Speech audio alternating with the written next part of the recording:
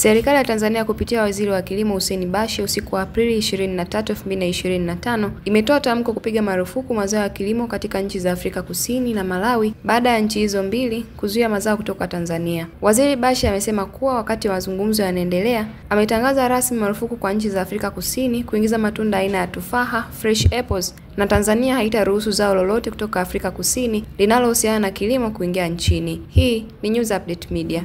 Paka saizi saa 12 kama waziri wa kilimo sijapokea notice yoyote. Mazungumzo yanaendelea na yanaongozwa na waziri wetu wa mambo ya nje. Lakini wakati mazungumzo yanaendelea, sisi hatuwezi kuendelea kuishi kuwa denied right hiyo. Kwa hiyo natangaza rasmi kuanzia usiku huu mambo yafuatayo kwa nchi hizi mbili.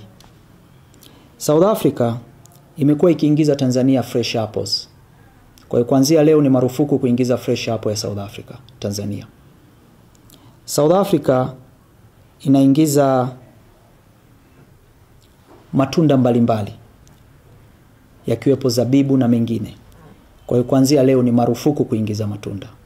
Kwa hiyo hatutaruhusu zao lolote linalotoka Afrika Kusini linalohusiana na kilimo ndani ya nchi yetu. Kuhusu nchi ya Malawi, mpaka sasa hawajafuta notice walioitoa.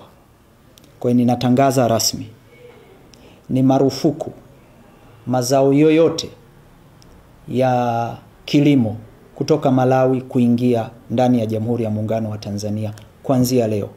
Lakini mbali na hapo, kwa nchi zote mbili hizi, hasa Malawi, hatutaruhusu zao lolote la transit kupita ndani ya Jamhuri ya Muungano wa Tanzania. Lakini la tatu, kuhusu Malawi, mahindi yote walioyanunua kwa ajili ya kutatua tatizo lao la njaa kwao hayatoenda Malawi. Hatutayapeleka. La tatu, tarehe 1 mwezi wa 5 walikuwa wanaanza kuchukua mbolea kwa ajili ya maandalizi ya msimu wao wa kilimo kutoka Tanzania. Hatutaruhusu mbolea yoyote kwenda Malawi. Nataka tu niseme, na hatua hii haihatarishi usalama wa nchi, haihatarishi food security. Hakuna Mtanzania atakufa kwa kukosa zabibu ya Afrika Kusini. Hakuna Mtanzania atakufa kwa kukosa apple ya Afrika Kusini. Kwa hiyo tunachukua hatua hii kuprotect our business. Hii ni biashara, lazima wote tuheshimiane.